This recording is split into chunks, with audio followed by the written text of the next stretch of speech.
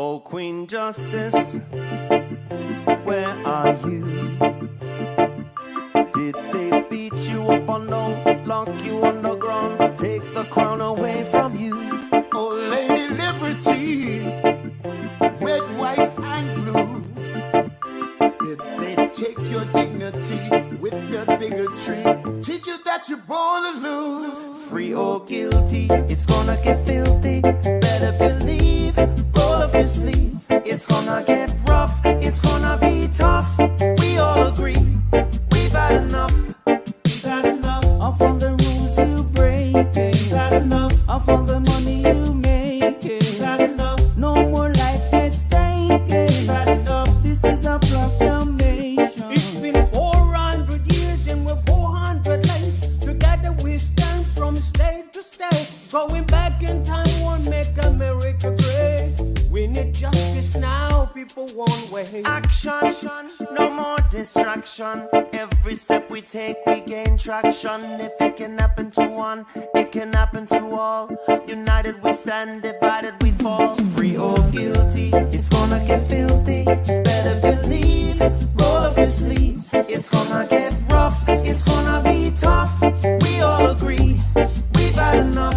We've had enough of all the rules you were breaking. We've had enough of all the money you were making. We've had enough. No more life gets taken. We've had enough. This is a proclamation. Free or guilty, it's gonna get filthy. You better believe, just roll up your sleeves. It's gonna get rough, it's gonna be tough. We all agree, we've had enough. We've had enough of all the rules you're breaking. We've had enough. All the money you're making. We've had enough. No more life gets taken. We've had enough. This is the proclamation. We've had enough. Trayvon Martin and Tommy Rice. We've had enough. Michael Brown and Eric gonna pay the price. We've had enough. Philando, Breonna, George Floyd. What? We've had enough. So many gone, how can we fill the void? How can we feel? We've had enough. John Crawford, I know you've heard. We've had enough. Sandra Bland, come on and take a stand. We've had enough. Sean Bell, what the hell? We've had enough. Freddie Gray, did you hear what I said? We've had enough. This is a proclamation.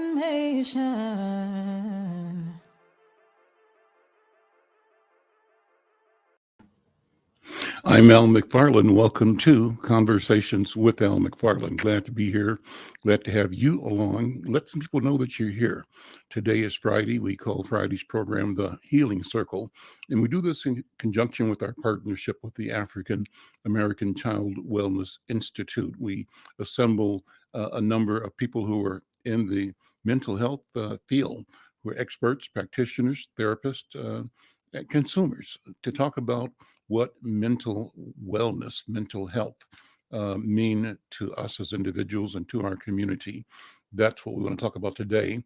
Also today, though, we want to reflect on a couple of things. I'm hoping we'll be joined shortly by a dear friend and a wonderful and wise leader in the community, Deborah Watt. Deborah Watt is the cousin of Emmett Till, and I'm asking her to join us to share with you the important event that the Emmett Till Legacy Foundation that she created and manages is producing tomorrow. That event, a virtual event celebrating, elevating the work, the leadership, the courage of Black women. So hopefully we'll be talking with her momentarily. I know that she's at the Kim Potter trial in downtown, and that is important because as we've been focused so much on Ahmaud Arbery in Georgia, on George Floyd here in Minnesota, we now are equally focused on the death and the question of justice around the events leading to the death of Brother Wright, the young man who was shot by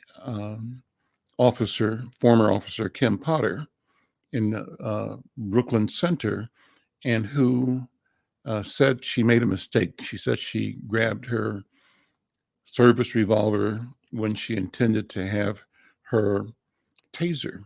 And the video, the body cam videos indicate her saying taser, taser, and then the shot and it being a bullet, not a shot.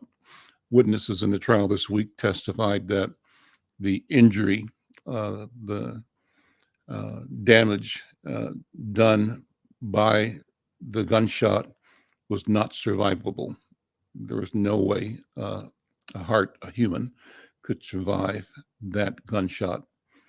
So Dante Wright is dead. And his girlfriend was in the car during the incident. I'm sure, like many, many, many, traumatized for life.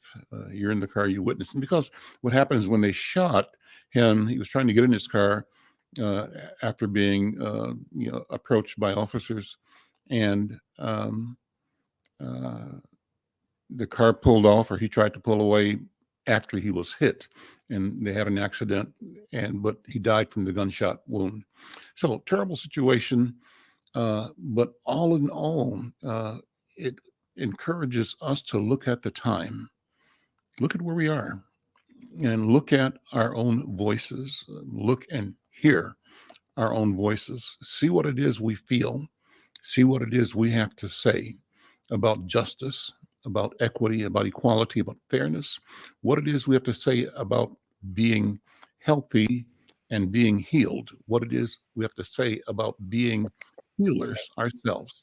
Well, I'm so proud to see my friend Deborah Watts of the Emmett Till Legacy Foundation, and my colleague and co-host, Dr. B, Dr. Bravada Garrett Akinsanya. Dr. B, good to see you. How are you? Glad you're here. I'm fine today. Thank you. Great. Well, let me just go straight to Deborah. Deborah, I know you're stepping out of the trial. You're down there monitoring the trial of Kim Potter. First of all, though, thank you, Deborah, for being here. Thank you for this work. You've been doing this work for as long as I've known you. You have vowed to seek justice and awareness for our people on behalf of your cousin Emmett Till. And I think it's always appropriate to talk about the Emmett Till story. So I'm going to ask you to start by introducing yourself and talking about Emmett Till, why this conversation is so important. We must not forget. Deborah, go ahead. Yes, well, thank you, first of all, for inviting me to be on your program. I'm honored because, yes, I've known you a long time, and yes, this work has been going on for a long time as well. Since 2005, we started the foundation, and our work is continuing, unfortunately, because we are trying to establish and maintain the legacy of Emmett Till and his mother, Mamie Till Mobley. And the fight is still going on because we are at the tail end now of the back end of the. I'm sorry, there are people that just entered the area here, so I'm so sorry, and I'll try to find no problem. Another place. But I'm sorry, but yes, the work still continues because the DOJ just recently closed Emmett's case. But we are still pushing forward for justice for Emmett Till. Justice, accountability, and truth are necessary as we move forward. So I hope I was able to answer your question, Al. Thank you. Well, tell people who might not know what happened. What is the Emmett Till story? Well, it is one that started in, his birth, was in 1941. Mm-hmm. Vibrant man who was growing up in Chicago, in the outskirts of Chicago, small town where a lot of my family migrated. And growing up with his mother, being friends with his mom and a helpmate, if you will, doing a lot of the chores for her. But he, is growing and attending school, advanced to being a teenager at age 14. He had an opportunity to travel to Mississippi to visit relatives. Basically, there was a lot of apprehension about that because he is or was going to a place where he didn't truly understand the culture that was happening there. And so Emmett went to a store with some cousins, and upon exiting the store and the store owner exiting, he whistled at Carolyn Bryant Donham, who at that time was a store owner. A few days later, Emmett was pulled out of bed at Mose Wright's home, and he was kidnapped. He was taken along a journey, a horrified journey, where he ended up being shot, lynched, and with a 75-pound cotton gin fan tied around his neck and thrown in the Tallahatchie River. And so at that time, we have to think about the era of time that was 1955. And in 1955, there were like about 30,000 people in that community. 19,000 of them were Black.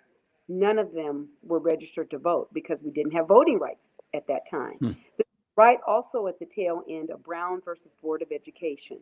So the white supremacists in that area were up in arms about their children going to school with other Black children, the possibilities of integration.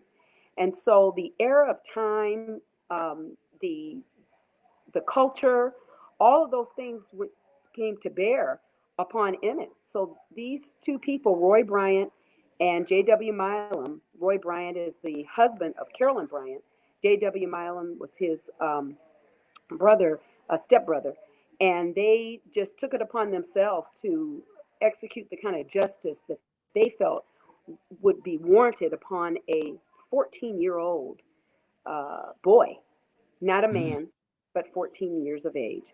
So that's what happened to Emmett. So from his life being vibrant to having being murdered and lynched, to having his mother stand up for him in such a courageous way, using the media, using her power to bring justice for her son, going to newspapers, writing presidents, and then deciding to make sure that his body was brought back home to Chicago and buried. But she decided to have an open casket funeral.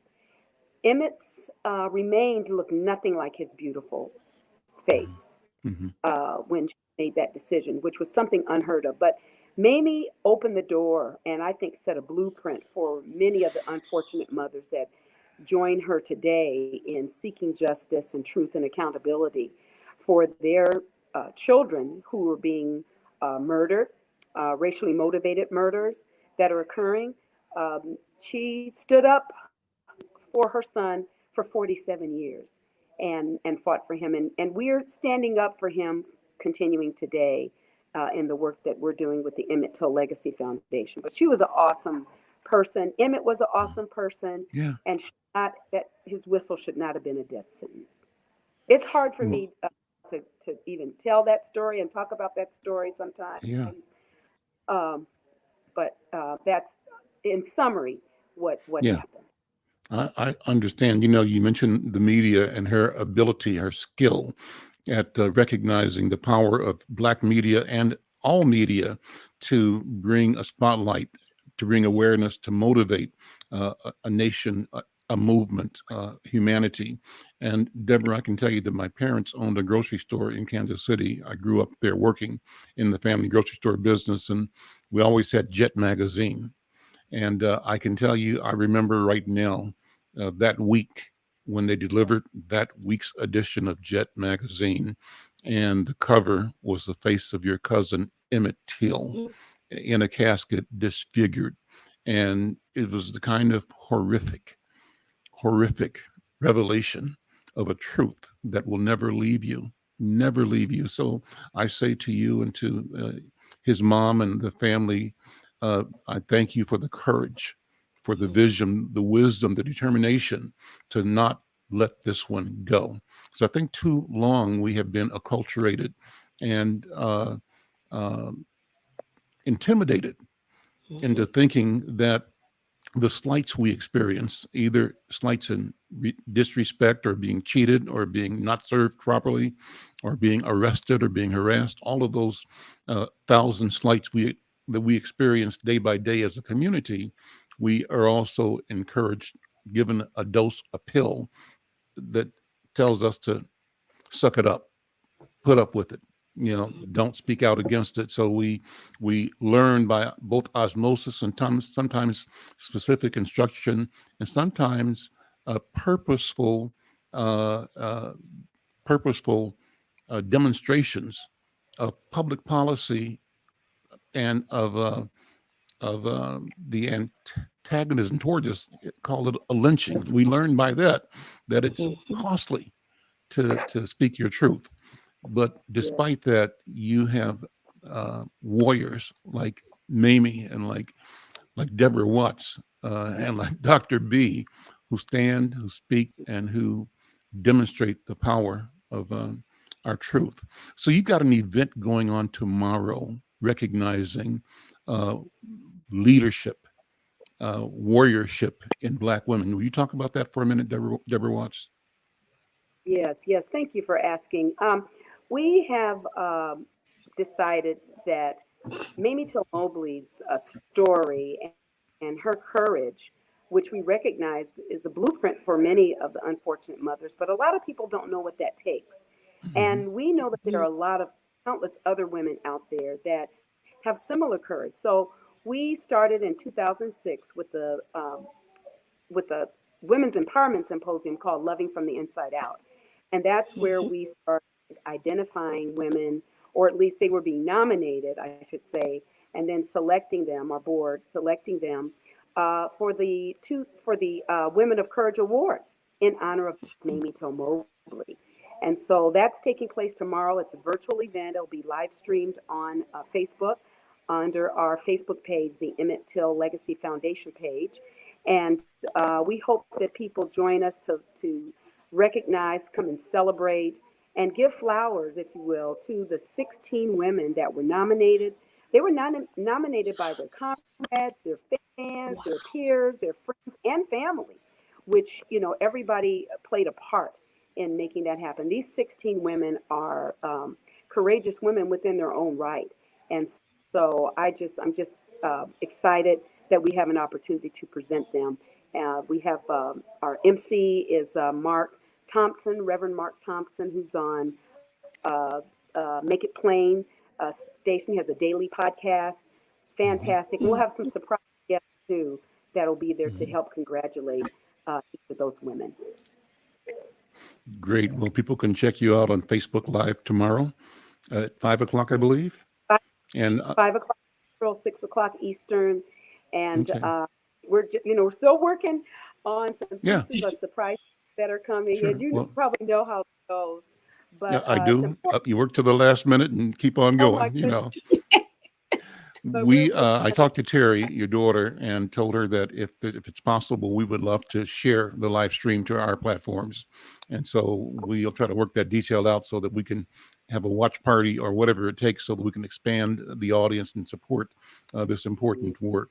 So I mentioned you're downtown monitoring the trial of Kim Potter. Is that correct? Or were you, or are you, or not? Yeah, I don't know if you can hear me because my phone is about to, the battery's going down. I do hear you. But you can. Okay. Well, basically, I'm a part of an organization called Families Supporting Families Against Police Violence. And it is important for us to support families. So basically, I'm here supporting the right family. And I think it's just important. We have a strong bond, and that bond is so critically important as each of us moves forward, fighting for justice for our families. And so that's basically why I'm here. But yes, I'm able to see the testimony, and because of COVID, they can only have 3 people in the courtroom at the time.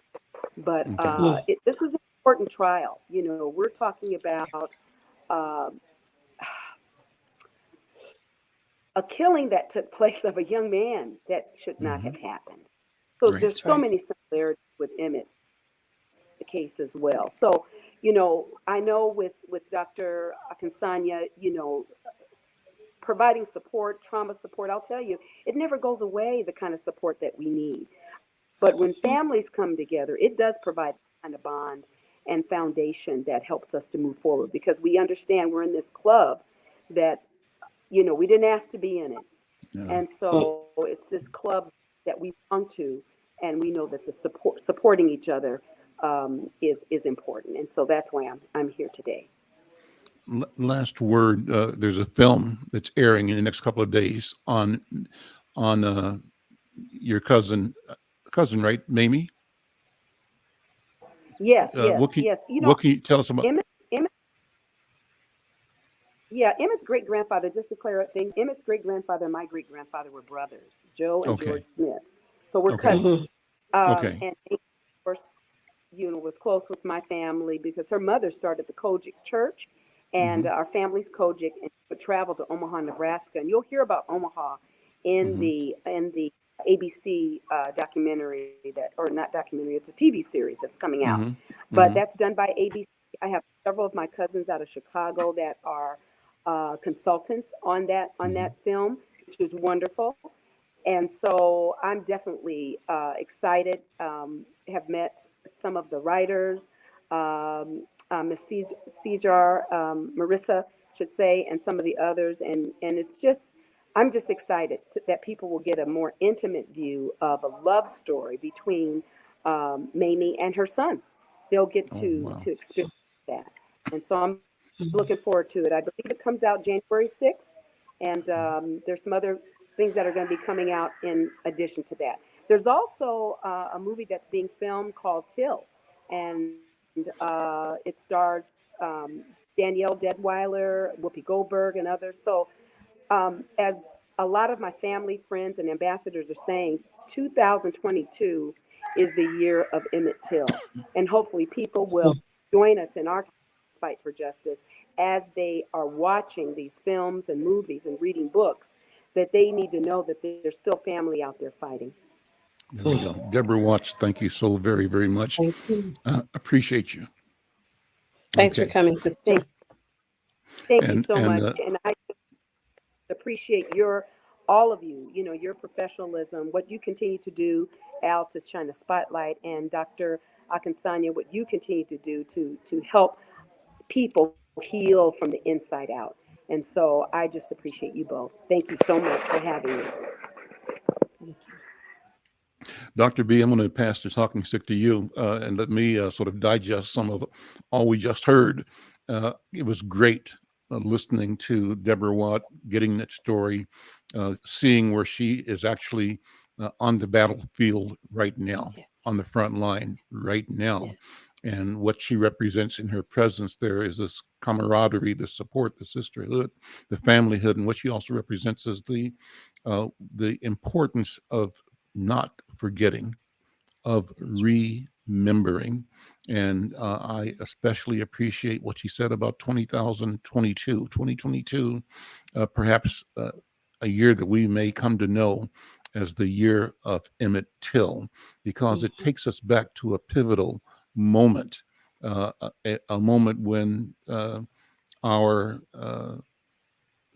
people were able to strategically engineer, strategize how to move and reach the public mind, to get past the veil and the process of isolating and keeping us in a position of vulnerability one by one, That's right. unable to connect to each other's vulnerability because of intimidation or because of lack of access, lack of voice, and because of all the attendant tools of suppression that we live under and with this country. But there's been a breakthrough.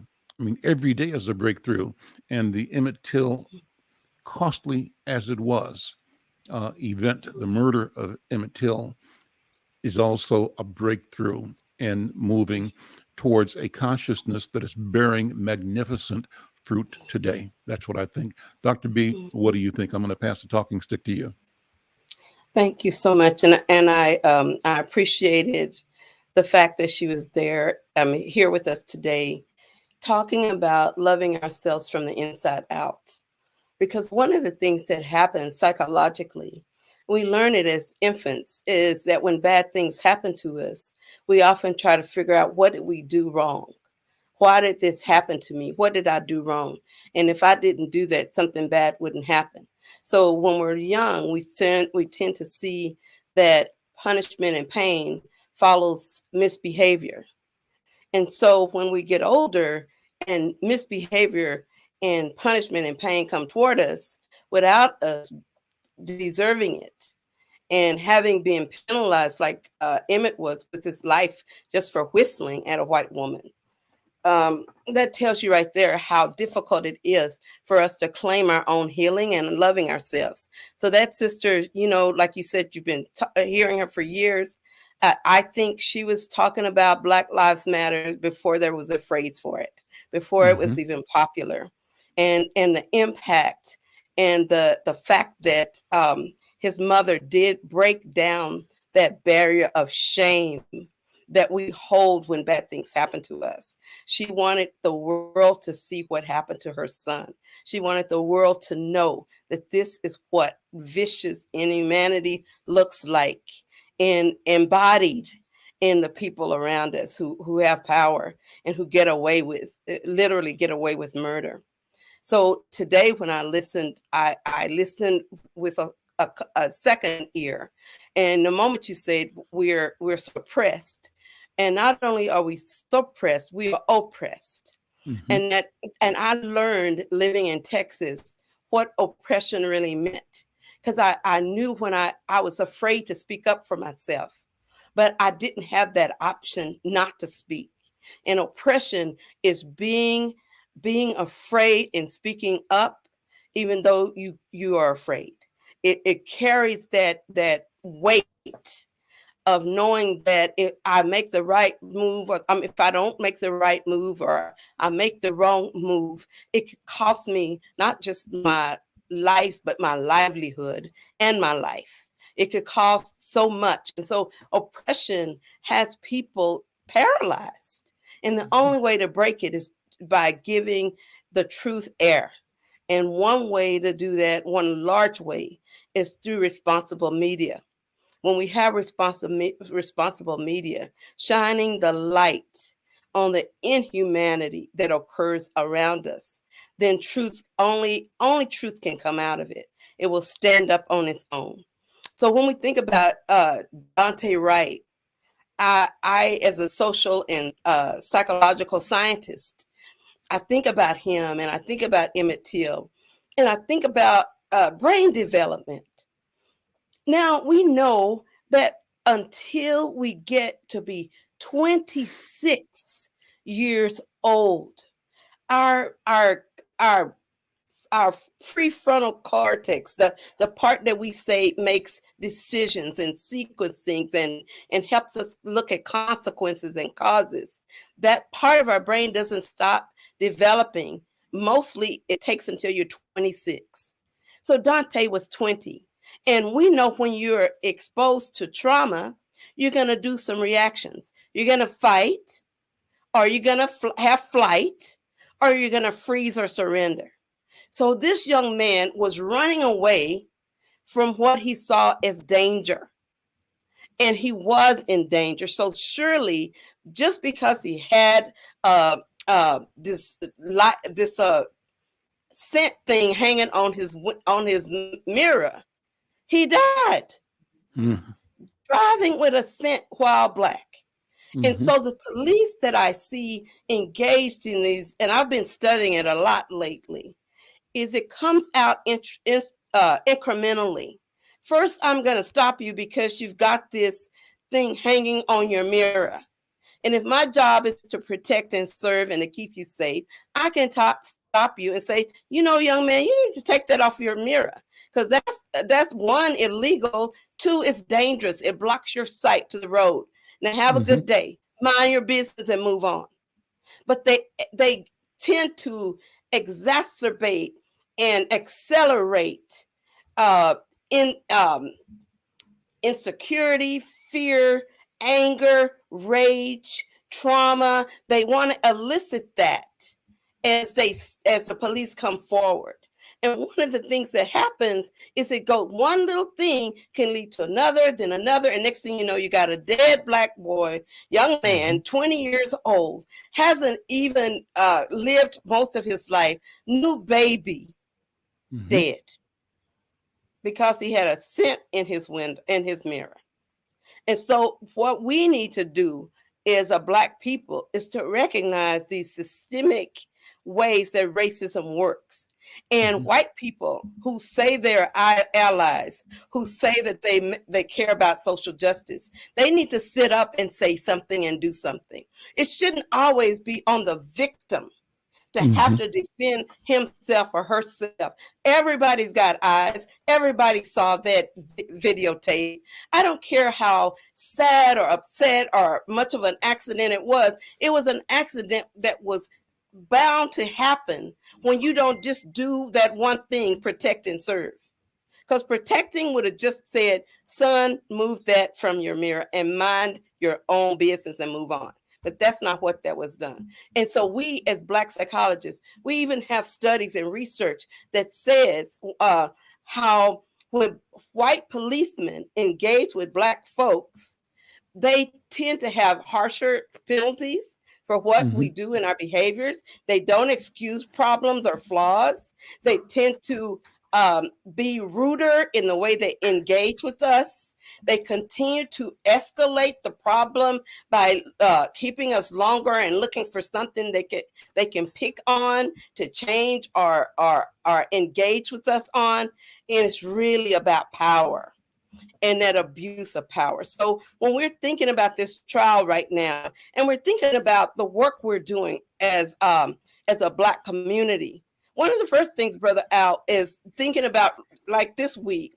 we have this program that we're doing, the seven shows in a row that's going to focus on the values of Kwanzaa.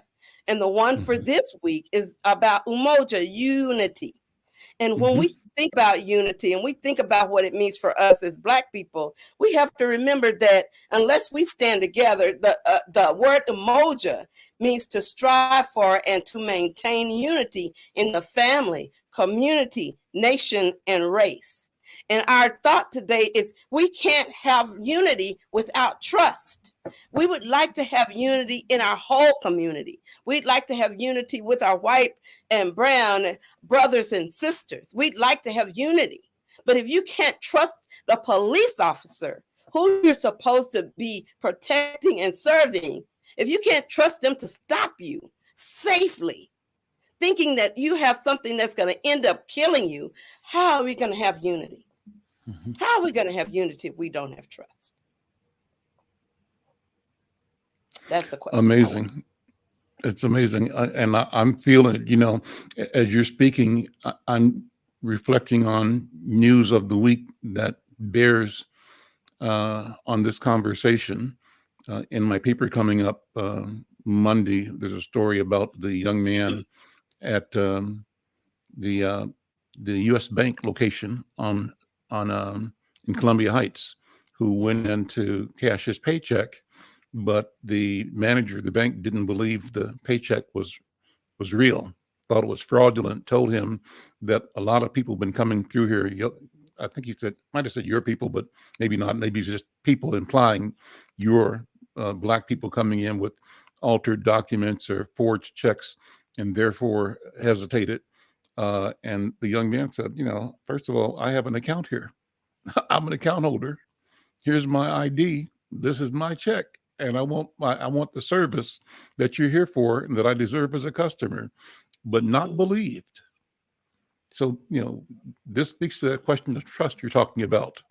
What about the system that engineers itself to always display not only distrust, but contempt and arrogance and a shorthand that leads to marginalization that reflects its training to disbelieve and to not even accept that we are human beings. That's right. And that encourages them, white people, to feel like they are betraying themselves betraying their race if they are fair, just, and even honest Yeah. with themselves and about us and with us. That's right. Therefore, they live with this dichotomy, a profession of the great ideals encapsulated in the Declaration and the Constitution, and the potential of the idea of democracy, while at the same time embracing and executing a system of human bondage. That's right. That's How do right. they hold that contradiction, right? And so our purpose and our experience, our story has been resistance to fight and to not accept what's being sold and told by that process, that social structure, and to Mhm. create within our own community and ourselves a governance structure that tells us that we have to be who we truly are to each other Mhm. as much as we can, Mhm. and not be bound by, destroyed by who they say we are and what we think we have to do to um, to gain their favor, their acceptance, et cetera. And I'm kind of rambling here, but these are the thoughts I have, and I'm Let me, interested in. Yeah. yeah, let me say a couple of things. One Oh, is when we think about, before you do that, the point I was going to make was that in talking to Tyrone Terrell, Brother Tyrone, you know him, yes, we about do. the U.S. Bank, he and I said, you know what, this incident at U.S. Bank on Lake Street is not dissimilar to the incident on 38th and Chicago. A black man goes into a business establishment, and in that case, the cops are called because of whatever reason. The Mhm. reason there was possibly a forged document, a counterfeit currency. The consequence was police arrived, George Floyd murdered. That's right. That could have happened just as easily in Columbia Heights. I'm so glad it didn't. But the That's right. point I'm saying is that we know that often situations like this, just like the woman in the park in New York calling the cops on the bird watcher, right? That's right. And That's right. knowingly intending that he would be subdued and subjected to the power of her whiteness. That's That's the right. problem I'm talking about. So what do we do about that? Oh, you just, oh, it's such a, let me just tell you the story the way I know it as a psychologist. I'm going to say it like this. When we study our history and we think about how a human being could harness, enslave, assault another human being, rape, castrate, hang, murder another human being. What psychological depravity must exist in a human being to do that to another? So we think back on early situations where possessing people as if they were cattle is the origin of dehumanizing who we were and Hmm. are. That origin of selling us on the stock market like they're selling chickens and cows and hogs, strip you butt naked. And yet, let me take it deeper. And yet, if you see that person as an animal in that context, why on earth do you go in the middle of the night and rape the woman? Hmm. So something there, that psychological acrobatics requires a person to step out of their own humanity to dehumanize another. That's the first part. The second part is when they started looking at this, there was all kinds of what they call negrophobic literature and writing about black men being like crazed animals looking for white women to rape. And they'd have these, the idea of the Mandingo, McKinley's work, and all of these stories in the media that they had at that time saying how animalistic we were and we are as Black people. They even had, as you know, Brother Al, they had a medical disorder introduced by Sam Cartwright, saying that Black slaves who wanted to run away, drapetomania, that's what they call it. Drapetomania is if you want to run away, that's a mental illness. If you want to abscond from slavery or service, that's a mental illness. And do you know what they said the cause of the illness was? It was caused by white masters who treated Black slaves as if they were human beings. So if you treat a Black person, so you see where the legacy of what we're talking about, if you treat a Black person like they're human, like you, and you think of them as human, they know they need a safe place to live, kids need stuff. If you do that, then you are aiding and abetting drapetomania. So they're going to run away and they're not going to be treated because they think they're human like us. That's it. Then let's just take it a little deeper. We had recent studies by one of my colleagues, Jennifer Eberhardt, looking at how Americans see Black folks. And they see Black folks mostly as apes. They psychologically perceive us as apes, and they see us as dangerous, right? An ape is dangerous. A crazed lion is dangerous. So that's why when they see us, that paired association, Black, danger, those two things, Black, dangerous. So whether white folks want to be good and loving and kind or not, we all grew up in a culture where Black was bad and white is good. White is superior, Black is inferior. White is safe, Black is dangerous. So then this woman, Kim Potter, she sees a Black boy, even though he's a young man, she's got a gun, she's got a taser. She was training in, get this, Brother Al, she was training another Black officer. And I still see the image of Dante riding off after being shot, and this Black officer standing there in training, holding the handcuffs. So that brings us to the day, how we see that people who are supposed to be treating us as equals, they can't see us as equal human beings. And because they can't see us and they haven't had an opportunity or a reason to recalculate their perception of who we are, we end up being treated like animals, seen as being criminals.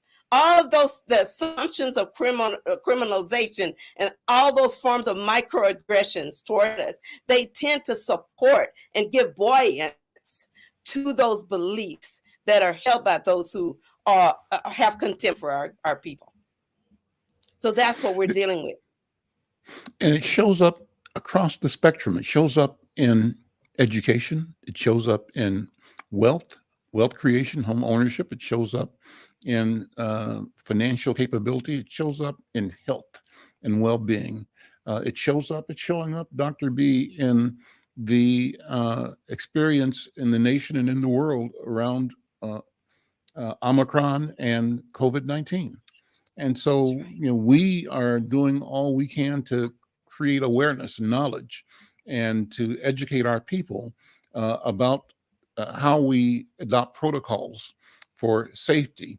And it seems that this conversation is also doing the same thing in this other social arena as well, asking us to recognize, the dangers that the culture has built in as a response to what it has done to attempt to dehumanize and devalue us and to assuage its own guilt for the horrific policy, practice, and institutions it created to do the dirty work, to allow it to do the dirty work in history. That's what I think. And yeah. I agree with you. I think that finding, first, the cognitive dissonance, the confusion psychologically that occurs when a child is born, whether they're white or Black, when they suddenly start seeing people depicted as different and bad, how that indoctrination process occurs, and how children, when they're little, they don't see that. They just see somebody, you're chocolate, I'm vanilla, and I like both. They don't see all that negativistic perceptions that are given to them, and intentionally and unintentionally passed on transgenerationally to them. For white folks, their survival in America is based on oppression of others. And for us, people of color and BIPOC communities, our survival is built on collaboration and lifting up ourselves. And so the key is creating that sense of unity, creating that sense of believing that we are important and we have a right to life, that our Black lives matter, not just to white people, but our Black lives need to matter to ourselves and to each other. So when we have gang violence, where again, our gangs are playing into that expectation that we are not going to value each other. We've been really lynched, where we've been told to separate the house slave from the field slave, separate the light ones from the dark ones. So now we got the gangster disciples, the Crips, and the Blood, anything that can keep us separate and divided so that we can be conquered. That's what we are not getting in our mentality as a whole community. And so one of the things that I believe happens when COVID hit, we were the ones who were going down fastest. We were going down because we had lost our sense of communal value for one another. And that loss was not by accident. It was quite intentional. That's where we're coming, where when we know people intentionally don't care if we die from COVID. We need to be intentional in fighting for our lives, whether they want to fund us or not. So if we get too much funding, they're going to cut that off because these Black folks, now they're getting shots. We don't want that. We can't have them surviving. So all of this is, I'm serious, brother. It's deep and it's painful and it's work. A lot of racialized labor. Let's talk about the Nguzo Saba, and before we close, Dr. B, and how we're going to walk through the principles of Kwanzaa over the next several weeks. Okay, well, one of the things we know is that those values of the Nguzo Saba, they're so critical to our revolution as Black people. When we began realizing that we had to rename for ourselves who we are and what we are and why we are. So each week we're going to cover a value of the Kwanzaa, and we have topics covering it. For example, next week, the value of Kujichagulia, self-determination, is going to be discussed. And Kujichagulia as a value means to define and name ourselves as well as to create and speak for ourselves. So Kujichagulia puts us in that position of let's heal our own community. Let's heal our own community physically, socially, financially, emotionally, academically, vocationally. Let's heal ourselves. Let's not wait for somebody to give us a funding or somebody to give us a grant before we start going to a Black business. We don't have to have somebody to give us grant money if all of us who have need go to vendors who look like us, who share our values. That will be an enormous step, that Kujichagulia of self-determination. We've been told where to go, what to do, how to do it for 400 years. So now we need to tell ourselves. We need to do our own self-determination and claim our own power. And for each week, it's like the counting, the lighting of the candles of the 7 values. And each week we will cover one, and we'll have a topic for it. So next week is going to be Kujichagulia, where we sing, who are we? What are we here for? Who do we really want to be? Is our identity being shaped by others? Are we creating our own identity? Or are we simply reacting? So each week there's going to be powerful dialogue around claiming our wellness and doing what we need to do as a people to be well. Dr. B, as always, it's been wonderful. I so enjoy our sessions on Friday. I especially enjoy listening to you, your analysis, your wisdom, your knowledge. And I thank you for the opportunity to partner with you and the African American Child Wellness Institute and your company, Braken Psychological Services and Consulting. This has been a joy. So thank you so much, and we'll see you next week. At the And talking AZ, circle. I'm a healing circle. there we go. AZ, why don't we close with one of the two songs we use often? I think we opened with Ryan, which is a great way to open the show. Let's close with The Sounds of Blackness. Sick and tired of being sick and tired. There we go. Dr. B, we'll see you Thank next you, week. brother. All right. See you next week.